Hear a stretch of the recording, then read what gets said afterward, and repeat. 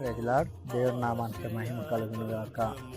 ప్రియమైన దేవుని ప్రజలారా, ఎంతోమంది నీతి కలిగి జీవించాలి, యథార్థత కలిగి మనం జీవించాలి అని ఎంతోమంది చెప్తుంటారు. నీతి ద్వారా కలిగే ప్రయోజనం ఏంటి, నీతి కలిగి మనం జీవించినట్లయితే మనకి కలిగే లాభాలు ఏంటి, మనకి కలిగే క్షేమం ఏంటి అనే దాని గురించి మనం ధ్యానించుకుందాం. నీతి ద్వారా కలిగిన క్షేమము మనకి సామెతల గ్రంథం 11వ అధ్యాయం 4వ వచనము, ఉగ్రత దినమందు ఆస్తి అక్కరకు రాదు, నీతి మరణము నుండి రక్షించును. ప్రియమైన దేవుని ప్రజలారా, ఈ వాక్యాన్ని మనం ధ్యానించినట్లయితే నీతి ద్వారా మనం మరణము నుండి తప్పించబడతాము.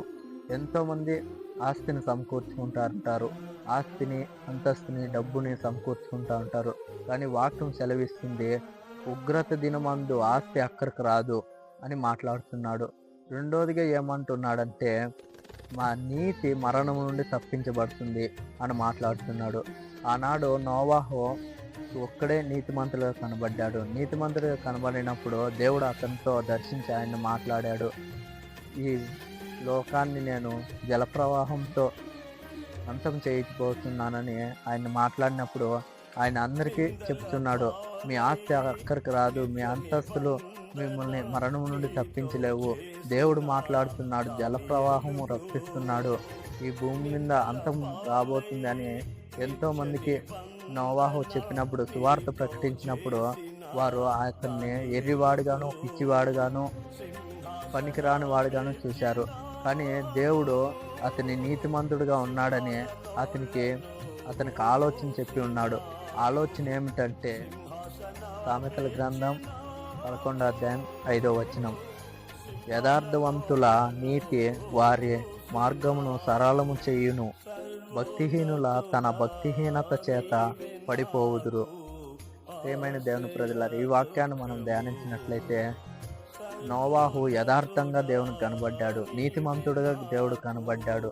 అప్పుడు కనపడినప్పుడు నోవాహుతో చెప్పాడు, నీవు ఓడను సిద్ధపరచాలి అని దేవుడు మాట్లాడాడు. ఇది వాక్యం అదే సెలవిస్తుంది, నీతిమంతుల మార్గం సరళపరచబడును. తనకు మార్గం చూపాడు, నోవాహుకు దేవుడు మార్గం చూపాడు, ఓడను కట్టమని మార్గం చూపాడు. తను ఓడను కట్టినప్పుడు అతను నీతిమంతుడుగా ఉన్నాడు కనుక, యథార్థంగా జీవించాడు కనుక తన ఓడలో తను రక్షించబడ్డాడు, తన కుటుంబం రక్షించబడ్డారు. మిగతా ప్రజలను మనం ఆలోచిస్తే తన భక్తిహీనతల ద్వారా, తన భక్తిహీనత చేత వారు పడిపోయి ఉన్నారు, వారు చనిపోయి ఉన్నారు. ప్రియమైన దేవుని ప్రజలారా, మనం యథార్థ కలిగి నీతి కలిగి ఉండినట్లయితే మొదటిగా మనము మరణం నుండి తప్పించబడతాము. దేవుడు అదే మాట్లాడాడు, నీతి ద్వారా మరణం నుండి తప్పించబడతారని దేవుడు మాట్లాడుతున్నాడు. రెండోదిగా వారి మార్గం సరళపరచబడుతుంది అని మాట్లాడుతున్నాడు. ఎలా అంటే, దేవుడు నోవాకు చెప్పినట్లుగా మనకు మార్గమును చూపినప్పుడు మనము ఒక మార్గాన్ని ఎంచుకొని మరణం నుండి తప్పించబడతాము. కనుక మనం నీతి కలిగి యథార్థత కలిగి జీవించినట్లయితే మనము నోవాహు వలె కాపాడబడతాము. కనుక కాపాడబడేవారుగా మనం ఉండాలని, ప్రతి ఒక్కరూ నీతి కలిగి యథార్థత కలిగి జీవించినట్లయితే ప్రతి ఒక్కరికి దేవుడు మార్గమును చూపి వారిని మరణము నుండి తప్పించును గాక. ఆమేన్.